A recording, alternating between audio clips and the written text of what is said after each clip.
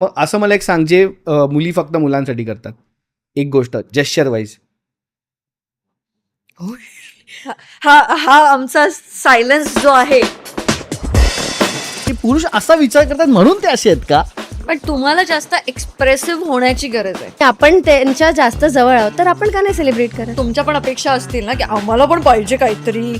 Main don't expect, ते काही expect पण नाही करत. मी जर आज विचार केला की आता मला नाही कमवायचं, पण तेच माझ्या नवऱ्याने केलं तर त्याला कमवत नाही तुझा नवरा. मर्द को दर्द नाही होता किंवा मर्द सख्त है असं नसतं. Main can be पुकी.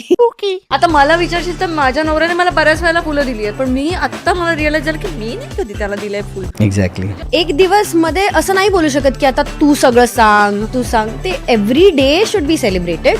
बट हा, त्या दिवशी ती पॅम्परिंग जी असते ना, जी बर्थडेला पण मिळते. असे अनेक पुरुषांच्या निगडीत भाग आहेत जे मुलींच्या बाबतीत एक्सेप्ट झालेत, पुरुषांच्या बाबतीत झालेच नाहीयेत.